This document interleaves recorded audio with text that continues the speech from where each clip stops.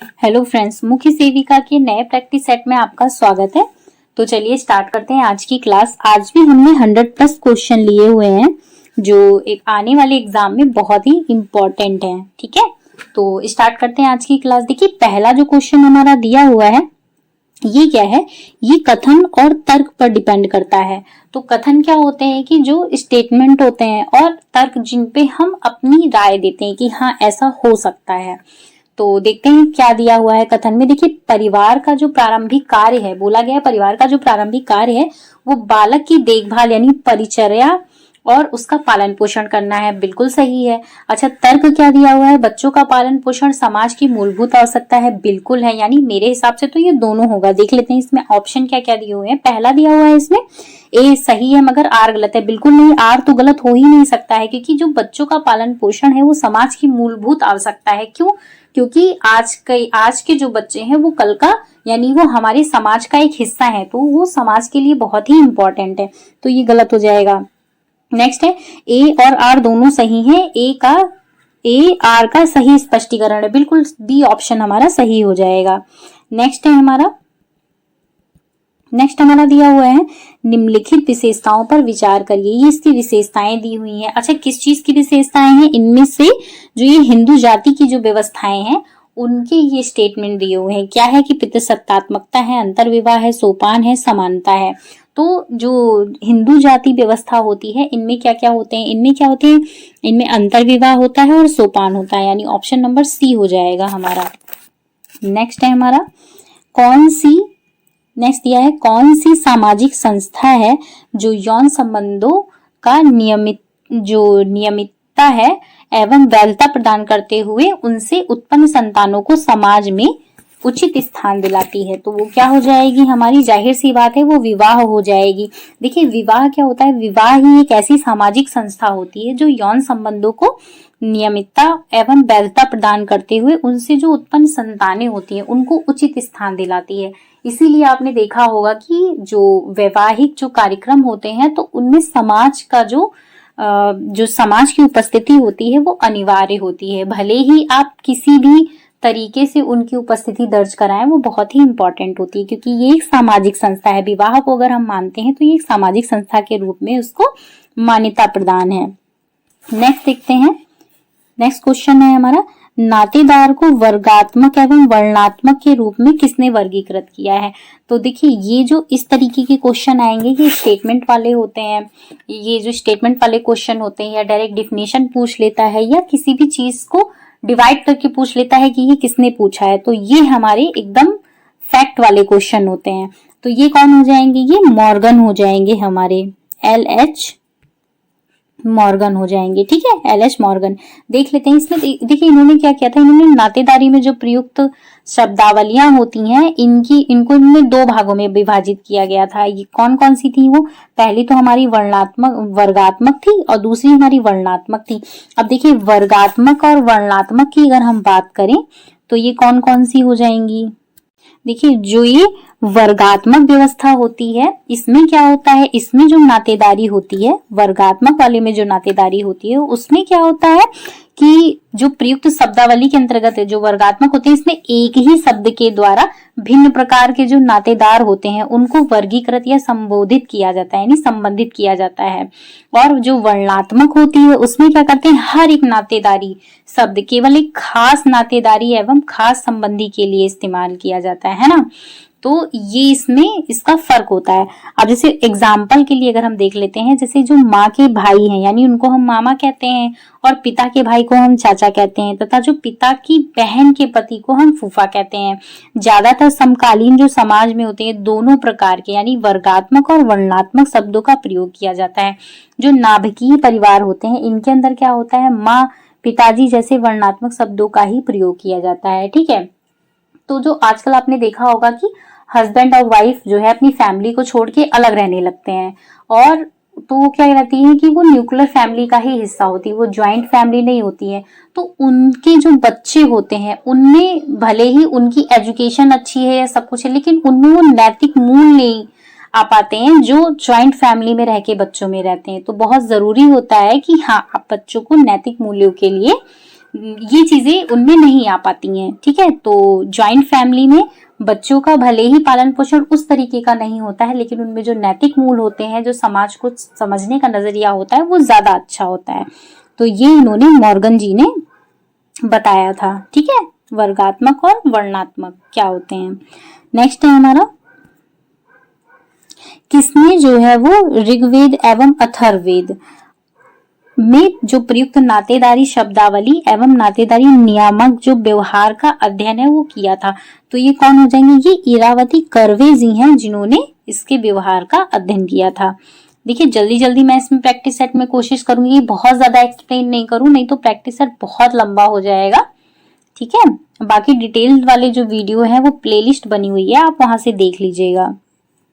Next question है हमारा, भारतीय संविधान में कौन सा अनुच्छेद है जो राष्ट्रपति को सामाजिक और शैक्षणिक रूप से पिछड़े वर्ग का पता लगाने के लिए एक आयोग को नियुक्त करने का अधिकार देता है। तो ये कौन सा हो जाएगा, ये 340 ए हो जाएगा। ठीक है, यानी फर्स्ट 340 ए कह लीजिए, फर्स्ट कह लीजिए, आ कह लीजिए, कुछ भी कह लीजिए, तो वो 340 ए हो जाएगा। नेक्स्ट है हमारा, महिलाओं के लिए अनुच्छेद 16। देखिए अनुच्छेद 16 में क्या है, देखिए महिलाओं के लिए जो अनुच्छेद 16 है ये क्या कहता है कि ये लोक सेवाओं में समान रूप से अवसर प्रदान करता है। ठीक है, ऑप्शन नंबर ए हो जाएगा। जो लोक सेवा में है तो इनमें समान अवसर प्रदान करता है ये महिलाओं के लिए। और अब तो हर एक क्षेत्र में महिलाओं का नाम आगे हो रहा है, वो नाम रोशन कर रही है। तो पहले से ही ये आर्टिकल दे दिया गया था कि हाँ महिलाएं भी अब इस फील्ड में अपना नाम जो है समान अवसर प्राप्त कर सकती हैं।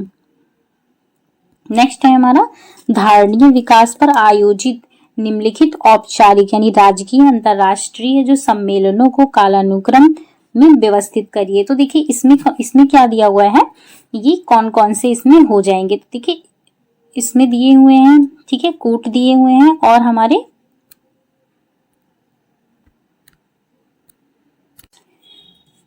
ठीक है, तो ये इसमें दिए हुए हैं। देखिए इसमें ये कूट देने चाहिए इन्होंने और यहाँ पे इसकी सूचियां दी हुई है। चलिए कोई बात नहीं, ये यहाँ पे गलत हो जाएगा।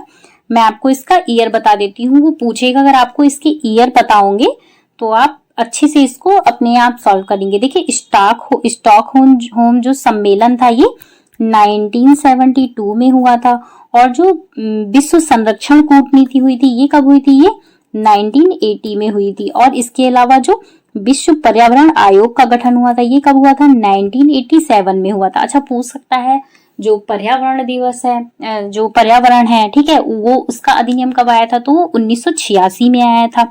ऐसे ही जो वैश्विक 2000 आयोग है ये कब आया था, तो ये 2000 में आ जाएगा। देखिए इसके नाम में ही 2000 है तो ये 2000 में आ जाएगा। ठीक है, तो इसके ईयर में एक बार अच्छे से लिख देती हूँ, आप देख लीजिए। जो स्टॉकहोम है ये कब है, ये 1972 में है, 1972 में है। और जो राष्ट्रीय संरक्षण वाला है ये 1980 में है और पर्यावरण वाला है ये 1987 में है। देखिए पर्यावरण संरक्षण आयोग पूछा है, अधिनियम नहीं पूछा है। ठीक है, और जो वैश्विक वाला है ये सन 2000 में है। ठीक है, ये गलत दिए हुए हैं। बाकी आप इसके ईयर के हिसाब से दिए होंगे तो आप इसको छांट लीजिएगा। ठीक है, नेक्स्ट है हमारा, जो किस वर्ष महिला सशक्तिकरण वर्ष घोषित किया गया था, तो ये सन 2001 में था जब महिला सशक्तिकरण वर्ष घोषित कर दिया गया था। ठीक है, नेक्स्ट क्वेश्चन है हमारा, वह समाजशास्त्री जिन्होंने सामाजिक नियंत्रण को समाजशास्त्र में अध्ययन का विषय बताया था। तो ये हमारे कौन से हो जाएंगे, ये हमारे E.A. रॉस हो जाएंगे। ठीक है, E.A. रॉस। देखिए ये क्वेश्चन भी इम्पोर्टेंट है, इसको आप इम्पोर्टेंट लगा लीजिए, ये भी कई बार क्वेश्चन पूछा गया है। ठीक है, तो नेक्स्ट हमारा हो जाएगा, अच्छा E.A. रॉस जो थे इनकी बुक का भी मैंने आपको नाम बताया था। अगर आपने पिछला वाला मेरा प्रैक्टिस सेट देखा होगा तो मैंने आपको बताया था, इन्होंने 1901 में यानी 1901 में इन्होंने अपनी बुक जो प्रकाशित की थी जिसका नाम था सोशल कंट्रोल, है ना। सोशल कंट्रोल में इन्होंने बोला था, इसमें ही इन्होंने सामाजिक नियंत्रण शब्द का सबसे पहले उल्लेख किया था। ठीक है, हमारा देखिए, एक भारतीय महिला की 2010 में RDA के अनुसार प्रतिदिन जो लौह तत्व है यानी आयरन की आवश्यकता कितनी है, तो कितनी थी, तो कितनी थी वो हमारी थी 21 मिलीग्राम। अच्छा अगर प्रेजेंट की हम बात करें 2020 के अकॉर्डिंग तो वो कितनी है, 29 mg, यानी इसकी मात्रा में बढ़ोतरी हो गई है। ठीक है, नेक्स्ट है हमारा देखिए एक आवश्यक जो वसीय अम्ल है ये कौन सा है, ये आर्जिनिन हो जाएगा। आर्जिनिन क्या होता है, एक वसीय अम्ल होता है। ये क्या करता है, अगर शरीर में इसकी उपस्थिति नहीं होती है तो ये बॉडी की जो हमारे शरीर की ग्रोथ और डेवलपमेंट दोनों को ये रोक देता है। ठीक है, उसमें ये अवरुद्ध होता है। और अगर अमीनो अम्ल की बात करें तो ये 10 टाइप्स के होते हैं। नेक्स्ट है हमारा जैविक मूल्य का प्रयोग किस गुणवत्ता माप के लिए किया जाता है, तो इसमें किसकी माप के लिए किया जाता है, ये हमारा वसा के लिए हो जाएगा। ठीक है, नेक्स्ट है हमारा कार्बोज का क्या कार्य होता है, तो कार्बोज का कार्य होता है प्रोटीन को अन्य कार्यों के लिए मुक्त करना। नेक्स्ट है हमारा मौखिक पोलियो जो टीका है वो क्या है, तो ये मृत टीका होता है, यानी ऑप्शन नंबर डी हो जाएगा हमारा। ए और बी दोनों सही हो जाएंगे। नेक्स्ट क्वेश्चन है हमारा जो पारिवारिक स्तर को प्रभावित करने वाले कारक कौन कौन से हैं, तो जो पारिवारिक स्तर को कार्य करते हैं कौन होते हैं, प्राप्ति के साधन भी होते हैं और प्राप्त साधन की कीमत भी होती है, आधारभूत उद्देश्य एवं मूल्य भी होते हैं, स्तर की सामाजिक स्तर और स्वीकृति भी होता है, यानी ये सारे मूल्य होते हैं। नेक्स्ट है हमारा विवाह क्या है, तो विवाह क्या होती है, एक सार्वभौमिक संस्था होती है। ऑप्शन नंबर बी, ये मैंने आपको अभी पीछे एक्सप्लेन भी किया था। नेक्स्ट है हमारा चेतन तथा अचेतन प्रकार के जो सामाजिक नियंत्रण का उल्लेख है ये किसने किया था, तो ये चार्ल्स कूले ने हो जाएंगे। ये भी बहुत इंपॉर्टेंट क्वेश्चन है। नेक्स्ट है हमारा कास्ट इन इंडियन पॉलिटिक्स किसकी बुक है, तो कास्ट इन इंडियन पॉलिटिक्स जो है ये रजनी कोठारी की बुक है। ऑप्शन नंबर डी हो जाएगा हमारा। नेक्स्ट है हमारा जनसंख्या नियंत्रण का खतरा हो सकता है, यानी हो जाता है, तो किस कारण हो जाता है, ये उपरोक्त सभी हो जाएंगे। क्यों, क्योंकि देखिए परिवार नियोजन कार्यक्रम से भी होता है, शिक्षा का बढ़ता प्रचार प्रसार भी, और निम्न जन्म दर का होना भी हो जाता है। नेक्स्ट है हमारा किसने कहा था कि अनुकूलतम है जनसंख्या वह है जो प्रति व्यक्ति है वो अधिकतम आय प्रदान करती है, तो ये किसका कथन हो जाएगा। देखिए कथन और जो परिभाषाएं होती हैं ये हमें एकदम बिल्कुल वैसे ही रट लेनी है, क्योंकि ये वैसे ही पूछता है, इसमें कोई हेर फेर नहीं होता है। तो ये कौन हो जाएंगे, ये केनन हो जाएंगे, एडविन केनन। नेक्स्ट है हमारा निम्नलिखित विचारकों में अंत्योदय शब्द का प्रयोग सबसे पहले किसने किया था, तो अंत्योदय का प्रयोग सबसे पहले किसने किया था, वो विनोबा भावे हो जाएंगे। विनोबा भावे के बारे में थोड़ा मैं आपको बताती हूँ। ये भारत के जो स्वतंत्रता संग्राम सेनानी में से एक थे। इन्होंने क्या किया था, सामाजिक कार्यकर्ता तथा जो प्रसिद्ध गांधीवादी नेता थे विनोबा भावे। हिस्ट्री के उसमें इनका नाम बहुत ही विख्यात है, और इनका जो मूल नाम की अगर हम बात करें तो विनायक नामहरि भावे था। पूछ सकता है आपसे इनका नाम क्या था। ठीक है, नेक्स्ट है निम्नलिखित विचारकों में, ये तो हो गया है क्वेश्चन, विनोबा भावे हो जाएंगे। नेक्स्ट है हमारा एमाइल दुर्खीम ने सामाजिक नियंत्रण के किस साधन को युवा पीढ़ी के सामाजिकरण के रूप में देखा है, तो वो कौन से हो जाएंगे, शिक्षा द्वारा नियंत्रण। नेक्स्ट है हमारा सन 1931 में जनगणना में, सन 1931 की जो जनगणना थी उसमें जो हंटन अस्पृश्य जातियों को किस नाम से जाना जाता था, तो वो कौन सी जातियां हो जाएंगी, वो बाहरी जातियां जो थी वो हंटन अस्पृश्य जातियों के नाम से संबोधित की गई थी। नेक्स्ट है हमारा जो सरकारी सेवा में पिछड़े वर्गों के लिए स्थानों के आरक्षण की प्रतिशतता कितनी, जो प्रतिशतता है वो क्या है, तो वो कितनी हो जाएगी, वो 27% है। देखिए ये ओबीसी का आरक्षण है जो कि 27% है। ठीक है, और इसमें बात करें सरकारी सेवाओं में इनको 27% दिया गया था। अच्छा, इसमें बात करें तो जो 1989 में यानी 1989 में संयुक्त मोर्चा की सरकार बनने के बाद, ठीक है, पूछ सकता है आपसे, तो ये जो 7 अगस्त 1990 को जो है सांसद के दोनों सदनों में तत्कालीन जो प्रधानमंत्री थे उस समय पे, उनका नाम क्या था, वो विश्वनाथ प्रताप सिंह थे। इन्होंने पिछड़े वर्गों के लिए जो है वो 27% आरक्षण देने के संबंध में मंडल आयोग की सिफारिश लागू करने की घोषणा की थी। फिर क्या हुआ था, 13 अगस्त 1990 में, 7 अगस्त को इन्होंने जो है वो सिफारिश की थी, और 13 अगस्त 1990 में जो है सरकारी अधिसूचना जो है वो जारी की गई थी। तो प्रेजेंट टाइम भी ये आरक्षण लागू है ओबीसी के लिए 27%। ऑप्शन नंबर बी हो जाएगा। नेक्स्ट है हमारा निर्धनता मापन के लिए कितने आधार हैं? तो निर्धनता मापन की अगर हम बात करें तो उसके 2 आधार हैं। कौन कौन से हैं? एक तो पूर्ण निर्धनता है और एक सापेक्ष निर्धनता है। ठीक है, नेक्स्ट है हमारा, निम्नलिखित राज्यों में कौन सा राज्य मादक पदार्थों के उच्चतम खपत के लिए जाना जाता है? तो कौन सा जाना जाता है? ये पंजाब राज्य जो है ये जाना जाता है। नेक्स्ट है हमारा, किस प्रकार की निर्धनता कायिक उत्तरजीविता को बनाए रखने के लिए जरूरी बुनियादी संसाधनों के आधार का घोतक है? तो कौन सा हो जाएगा? ये परम निर्धनता। ठीक है, 2 प्रकार की मैंने आपको बताया था, एक तो पूर्ण होती है, एक सापेक्ष। नेक्स्ट है हमारा, किसने जो है उद्विकास के जो सिद्धांत को अंततः वैज्ञानिक स्तर तक पहुंचाया था? तो वो कौन हो जाएंगे? अगस्त काम्टे हो जाएंगे।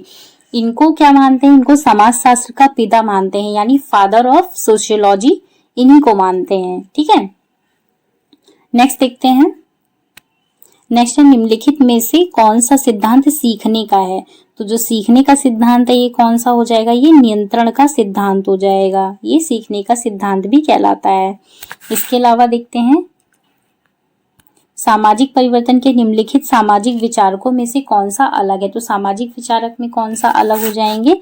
तो वो हमारे हो जाएंगे, ये देखिए, पहले कौन से हैं हमारे? जूलियन स्टेवर्ड, ये ही अलग हो जाएंगे। परिवर्तन, सामाजिक परिवर्तन के जो सामाजिक विचारक हैं इनमें कौन कौन है? देखिए, एक काम्टे भी आते हैं, के मार्क्स भी आते हैं और सेंट साइमन भी आते हैं। जबकि जो जूलियन स्टीवर्ट की अगर हम बात करें तो ये लेस्ली वाइड के नाम से जाने जाते हैं, यानी ये नव उद्विकास के नाम, नव उद्विकासवादियों में आते हैं। ठीक है, नेक्स्ट देखते हैं, परिवर्तन क्रांति के द्वारा आता है, इस सामाजिक परिवर्तन के प्रतिपादक कौन है? तो ये इसके प्रतिपादक कौन हो जाएंगे? कार्ल मार्क्स हो जाएंगे। इसमें ऑप्शन ही नहीं दिया है, ये गलत दिए हुए हैं, मिस प्रिंट है, इसको आप इरेज कर दीजिएगा। कार्ल मार्क्स हो जाएंगे। ठीक है,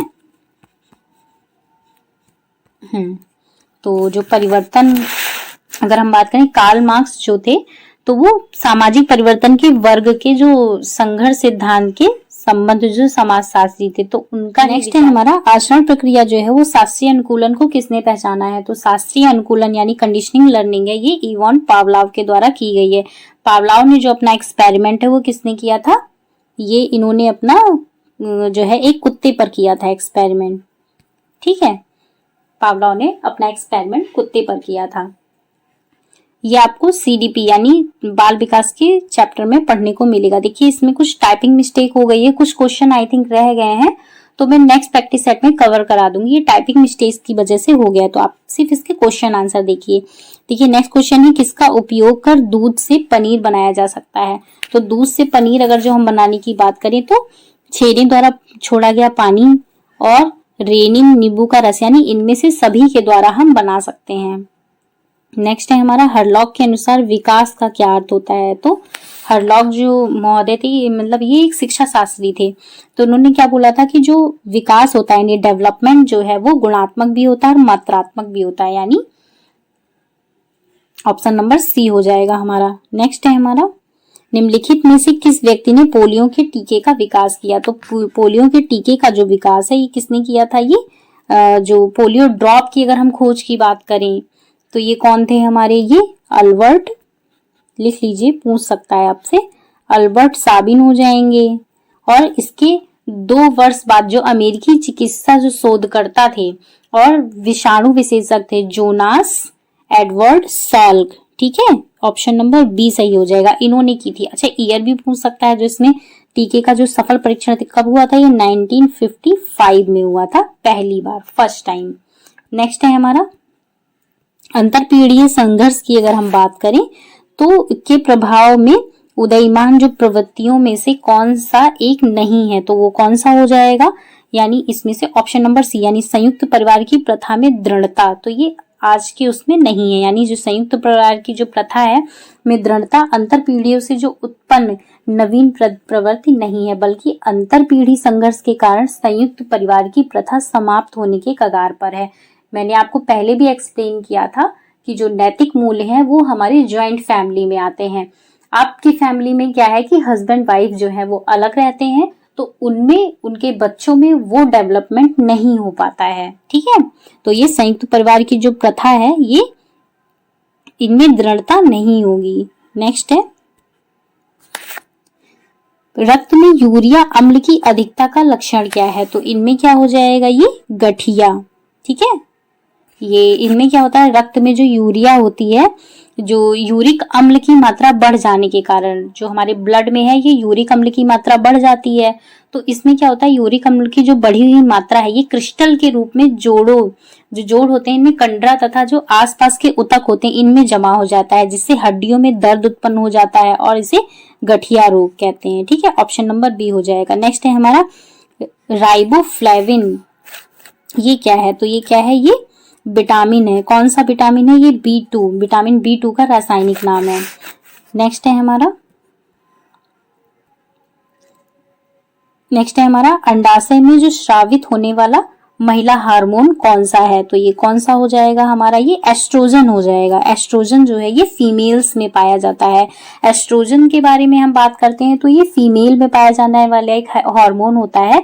ये क्या होता है, ये अलियोहाइड्रामनियोज एक ऐसी स्थिति है जहां टर्म के निकट जो है वो एमनियोटिक तरल की मात्रा डैश से कम हो जाती है। तो किससे कम हो जाती है? वो 100 मिलीलीटर प्रति मिलीलीटर से कम हो जाती है। ठीक है, ml से पर मिली ml कम हो जाती है ये। नेक्स्ट है हमारा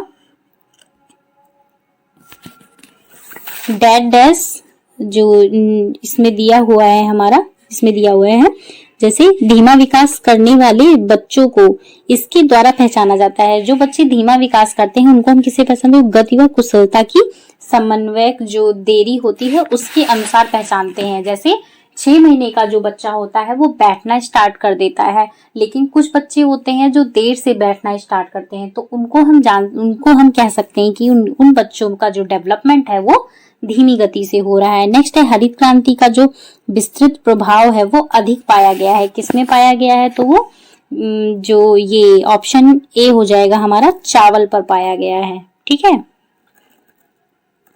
वैसे अगर माने विस्तृत प्रभाव तो चावल और गेहूं पर दोनों पर अधिक पाया गया है। ऑप्शन नंबर ए नहीं होना चाहिए इसमें। हाँ, ये देखिए इसमें ऑप्शन ही आगे गलत हो गए हैं, ये हो जाएगा। ठीक है, चावल और गेहूं इन दोनों पर माना जाएगा, क्योंकि जो हरित क्रांति है वो इन्हीं पे उसमें पाई गई थी। ठीक है, नेक्स्ट है हमारा मेयोनेज।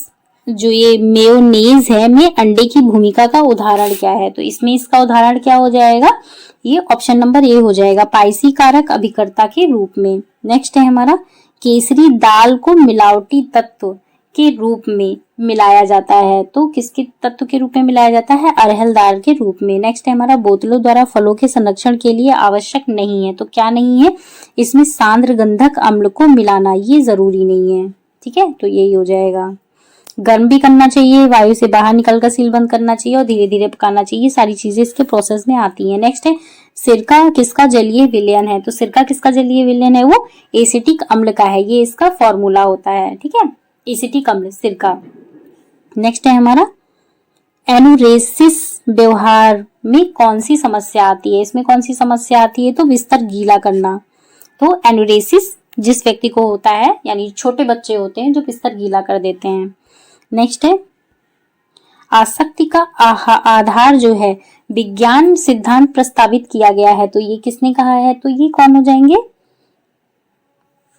ये बाल्बी, इन्होंने प्रस्तावित किया है। नेक्स्ट है कौन सा टीका शिशु को जन्म के प्रथम माह में लगवाना चाहिए? तो जन्म के प्रथम माह में BCG का टीका लगवाना चाहिए। ठीक है, BCG का टीका। आप अपने लेफ्ट हैंड पे देखिएगा, आपके निशान बना होगा तो वो BCG का ही टीका है।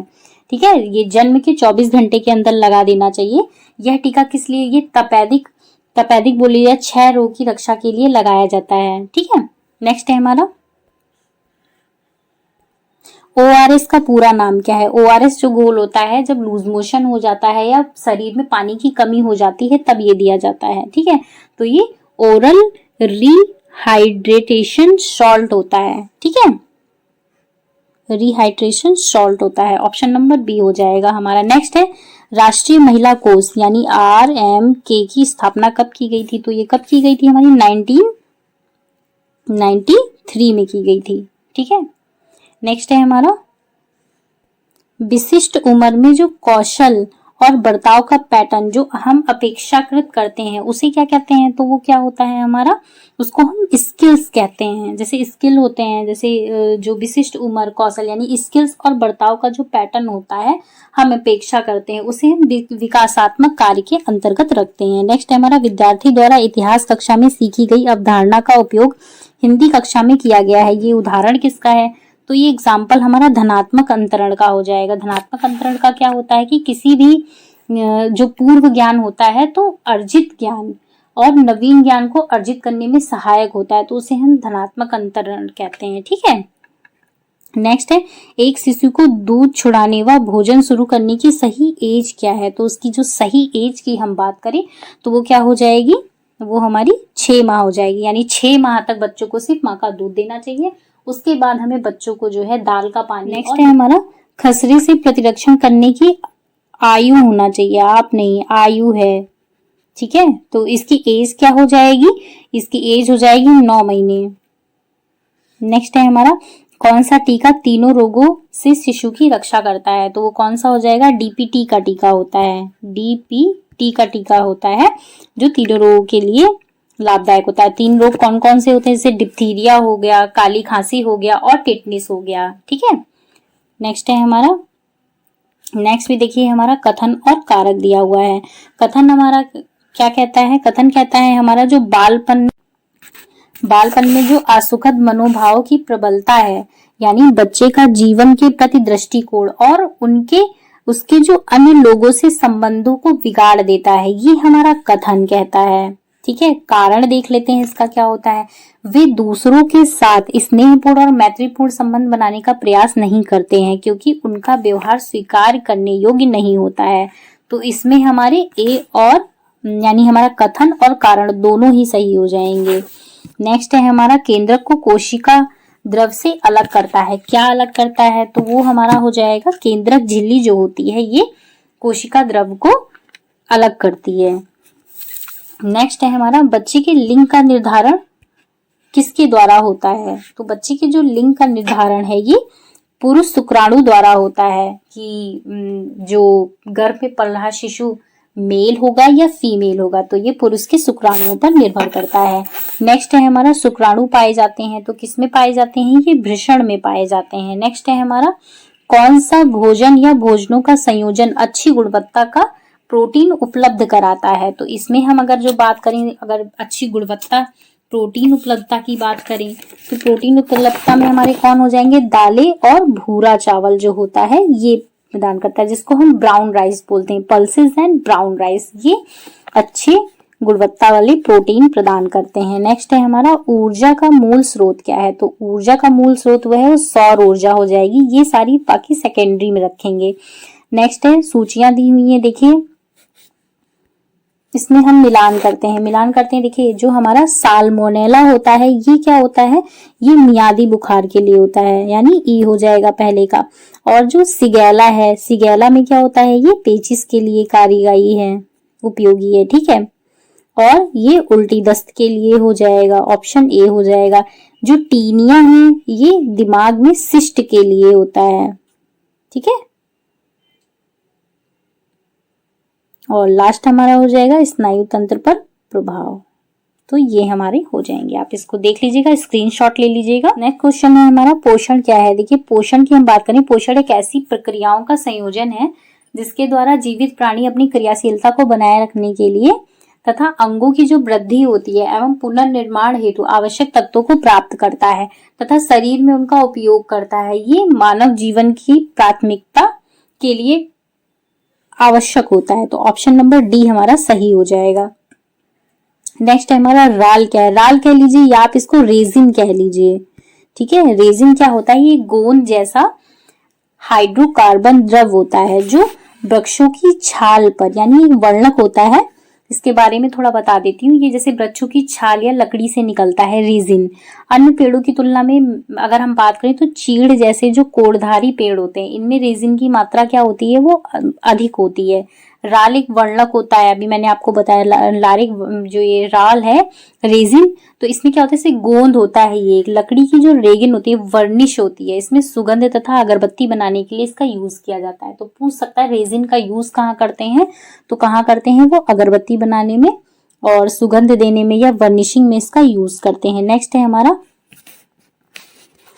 अपने परिवार, समाज तथा राष्ट्र हित हेतु अपनी जो क्षमताओं का संपूर्ण उपयोग कर मानव जाति कल्याण कर सकता है। तो किस लिए कर सकता है, वो स्वस्थ व्यक्ति ही कर सकता है। नेक्स्ट है हमारा, किण्वन से बढ़ता है, किण्वन से पाचनशीलता बढ़ती है। नेक्स्ट है हमारा, कौन सी विधि गंदे पानी के निस्तारण से संबंधित नहीं है, तो वो कौन सी हो जाएगी, गड्ढे में भरना। बाकी ये सारी जो विधि हैं ये गंदे पानी के निस्तारण के लिए उपयोगी है। ऑप्शन नंबर बी हमारा सही हो जाएगा। नेक्स्ट है हमारा, कौन से जो विटामिन की कमी से वयस्क में ऑस्टियोपोरोसिस में विकास के परिणाम स्वरूप जो है वो होती है, तो कौन सा होता है ये हमारा, ये विटामिन डी की कमी से होता है। ठीक है, नेक्स्ट है हमारा, अच्छा इसमें होने की बात करें तो क्या था, देखिए इसमें अस्थियां जो है वो निशक्त कमजोर हो जाती हैं एवं भुरभुरी हो जाती हैं और जरा सी चोट लगने पे क्या होता है, गिर जाने पर ये टूट जाती हैं। नेक्स्ट है हमारा, तो ये विटामिन डी की कमी से होता है, यानी हमें थोड़ा बहुत जो है, अभी देखिए सर्दियों में क्या होता है, जो मॉर्निंग की धूप होती है ये विटामिन डी का सबसे अच्छा स्रोत होता है, ये भी पूछ सकता है। तो विटामिन डी की कमी से ये रोग होता है। नेक्स्ट है हमारा, व्यंजन सूची का उपयोग कहाँ होता है। व्यंजन सूची का जो उपयोग है वो महाविद्यालय छात्रावास में होता है। नेक्स्ट है हमारा, को काटने डेडस को खाने से कब्ज नहीं होता है। किसको खाने से, तो रेशे जो होते हैं, रफिस इसको हम बोलते हैं, इसको खाने से कब्ज नहीं होता है। नेक्स्ट है हमारा, रोगी के लिए आहार आयोजित करते समय निम्न में से क्या ध्यान रखना चाहिए, तो रोगी का कारण जानना चाहिए, आहार की प्रकृति और रोगी की भोजन संबंधी आदतें। हाँ, ये सारी चीजें हमें इनकी ध्यान में रखना चाहिए। नेक्स्ट है हमारा, एक शिशु लगभग इस उम्र में कूइंग करने लगता है। ठीक है, कूइंग हो गया, बबलिंग हो गया, ये सारे प्रोसेस जो है वो बच्चा करने लगता है। किस एज में करने लगता है, तो 2 माह का जो बच्चा है वो सारी इस जो है वो प्रोसेस करने लगता है। नेक्स्ट है हमारा, व्यक्तिगत परीक्षण का प्रकार कौन सा है, तो ये वैस्लर जो है ये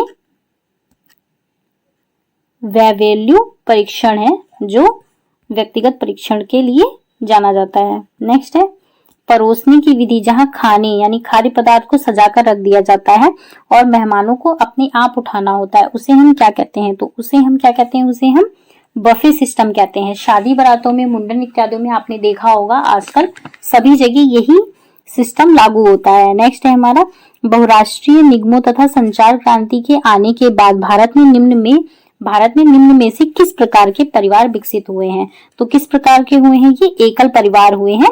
मैंने आपको जो परिवार वाला टॉपिक है उसमें भी मैंने आपको समझाया था कि हम अपनी रोजमर्रा की जिंदगी में जो हमारी जो भी प्रोसेस होते हैं उनको करने के लिए हम जो है एकल परिवार का निर्माण कर रहे हैं। नेक्स्ट है हमारा, जो प्रभावी संचार, इसके देखिए कई सारे लाभ भी हैं और इसकी हानियां भी हैं। मैक्सिमम इसकी हानियां ही हैं और लाभ भी हैं।